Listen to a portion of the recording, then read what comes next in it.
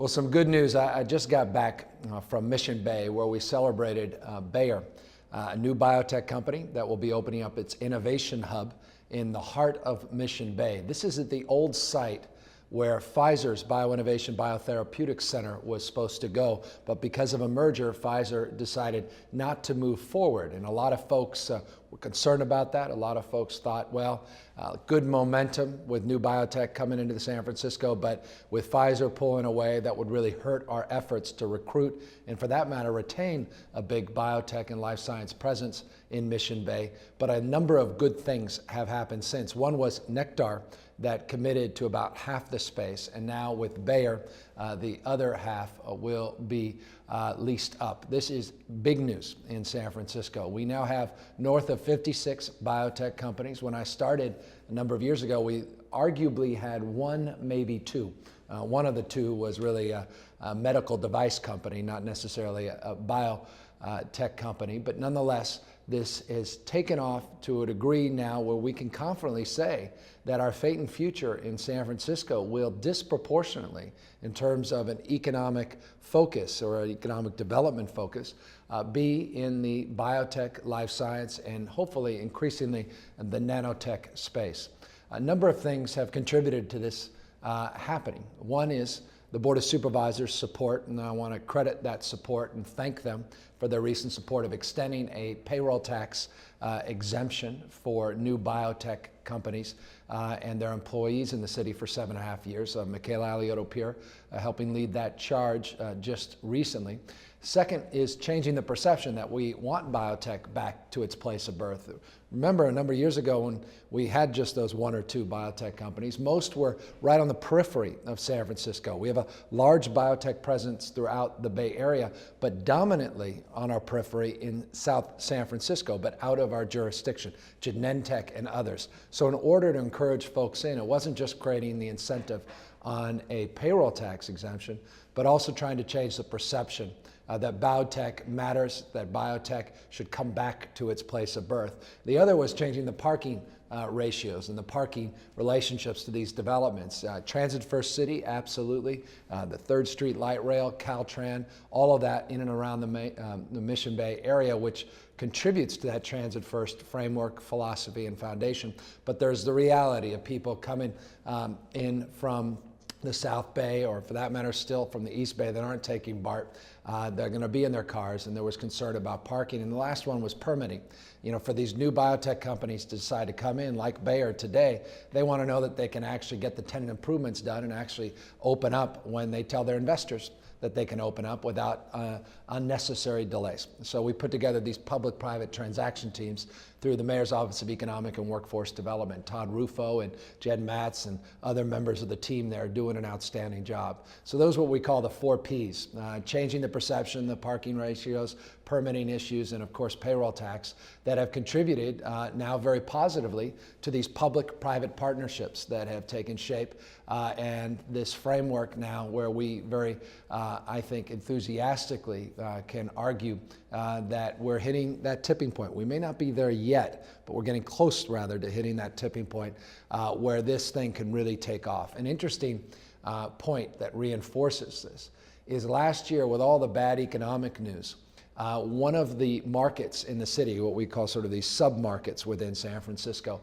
that showed net absorption of office space, a take-up in terms of people and activity coming in, was the Mission Bay area. And that's not surprising, anchored by QB3 and Gladstone, and notably and significantly UCSF, and now all these biotech companies beginning to cluster in this innovation center, this innovation hub that's taking place, and all the framework to the intellectual capacity that Berkeley and Lawrence Livermore provides, and Stanford to the south provides, and anchoring that with UCSF, really give me some confidence, and I think should give all of you confidence about San Francisco's future, not just from a perspective of being a regional economic engine, for that matter, for the state, but for this country, and allowing us to be more competitive internationally. And that competition, of course, we believe can be reinforced and brought closer to home by building partnerships, again, these public-private partnerships, building capacity by engendering our fate and future as a gateway city, as a gateway state to Asia, not just in China, where we opened up our office, the China SF initiative, but also in places like India. So all of these things have come together quite nicely, and I just want to welcome Bayer officially to San Francisco. Professor, well, the whole team that was there, I can say thank all of them. I just did down at the press conference, but hats off to all of our friends from Bay Bio that helped get us there, and the great leadership of Reg Kelly and QB3, and the chancellor and all those that are working hard every day to make the vision of that original 43-acre Mission Bay campus site that's now beginning to grow a reality. Second reality, a good reality from my perspective, is the progress that's being made with labor unions supporting and ratifying our tentative agreements. Over 30, arguably 33, of our unions have ratified, and their membership have ratified contracts. This in an effort to find some $200 million of savings over the next 2 years, all funds, that will substantially not only help us with this year's budget shortfall, but also next year's projected budget shortfall. So hats off to those 33 labor organizations that have signed off, working this week with police and fire. And I've spent a lot of time in these weekly videos talking about TWU and my absolute intense desire to see them step up to the plate and not be the only organized labor union that is not participating in contribution to help keep vital city services operational, and making a contribution to their colleagues, because we don't want to have to make the type of cuts like we've been forced to make with the service cuts over at Muni to other vital city services. So again, good news on the labor front, which will get me closer this week.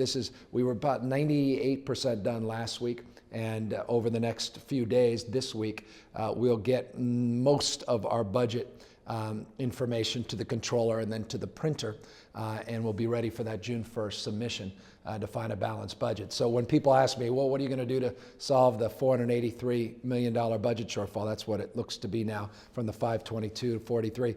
In my own mind, it's about 23 million that I haven't been able to address. So the shortfall looks a little more modest, though none of the decisions have been easy, and obviously when they're made public, there'll be a lot of commentary, a lot of critique, understandably, it would come from me as well.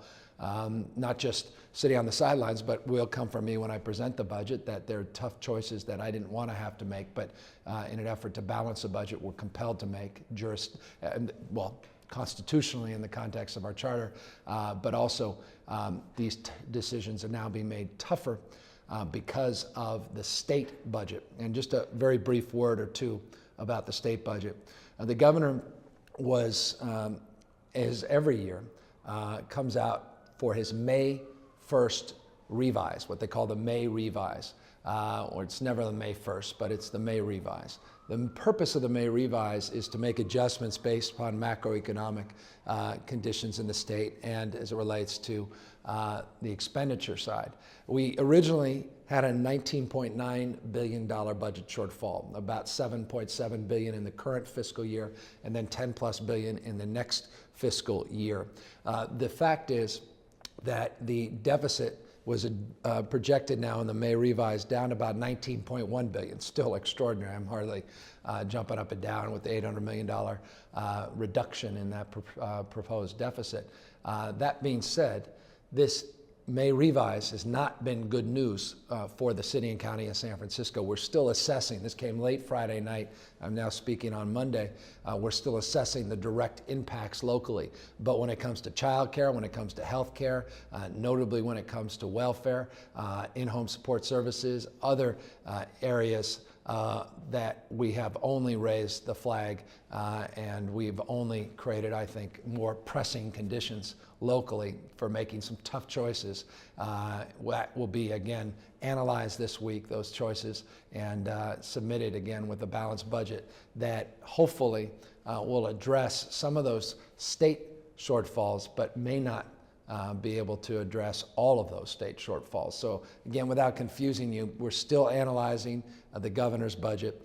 We're still hopeful that the legislature knocks back a lot of the more draconian county cuts, and I will be submitting a balanced budget more formally on June 1st, informally as late as this weekend, where we finally get it to the printer and then get it to the board in a timely manner. Third thing that is important from the perspective beyond just the budget and the relationship to the labor contracts and Bayer and relationship to our economic growth and development in the city, that's important, is the announcement we made just a few days ago about tripling the number of slots available for kids this summer for summer camp programs. There was some really bad news that came from the school district that about 8,000 slots that last year were available for summer school, about 75% of those slots were being eliminated because of their budgetary constraints. What we did in anticipation of that difficult news being made public is we put together a team and we came up with a plan that is rather remarkable under the circumstances with our budgetary constraints highlighted by the reference I just made to the May 1st governor's budget, that we're tripling the number of summer camps in the city, summer slots. Tripling from about, 9,000 to over 28,000. We're also tripling the opportunity to get, opportunity to get swim classes, opportunity to get some day camps, not just these more formal camps where kids may need to go away, but we're making this all available by calling 311, and I encourage folks to do that, or on the SFREC online.org rec site, which is SF again, reconline.org website. So you can go to either one and learn about these summer camps and these summer opportunities. We'll be talking more formally in the next couple of weeks about the summer job programs. But again, tripling these opportunities and these slots is significant. And perhaps though nothing more significant than availing them for completely free, meaning not partially free, no strings attached free, 100% free to kids in public housing. We made a commitment that all kids in public housing would get free access to summer camps this year. That's something I've never been able to say in all these years I've been mayor, heck, even as a member of the Board of Supervisors. I'm really proud of this. So if you're watching this and you've got kids or family members or you have friends that live in public housing, please have them call 311 and learn how they can get, without exception, free summer camp this year to address, again, the summer school cuts and to address some of the larger macroeconomic challenges that we still face in the city. So those are three critical areas that I wanted to focus on this week, and one final area that I hope gets more critical attention, and that is a commitment that we're making to address soft stories in San Francisco. And you say, well, what are you talking about, soft stories? I'm talking about earthquake preparedness, earthquake safety. I'm talking about making sure that we don't have the experiences that we saw with the images in 1989 during the Loma Prieta earthquake, where you had these buildings that are on corners literally buckle under their own weight because of that quake. A lot of these wood frame structures, these are the structures that tend to have garages above them or retail or commercial below them, rather. And these are the ones that are most vulnerable in a major earthquake. There's thousands of these structures. The challenge with retrofitting them is money. A lot of single room occupancy hotels, a lot of them are affordable housing. So we're putting up a bond. At the end of the day, it's north of 30 million and probably be processed up a little over $40 million for a soft story retrofit package that we hope to get on the ballot this November.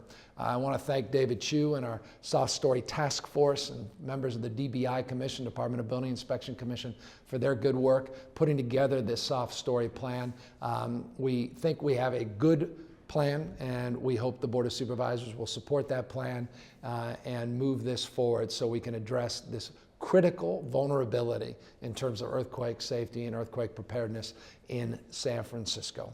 So with that in mind, interesting week, good week, and challenging week with, of course, the budgets. Look forward to seeing you next week here on our weekly discussion. Thank you.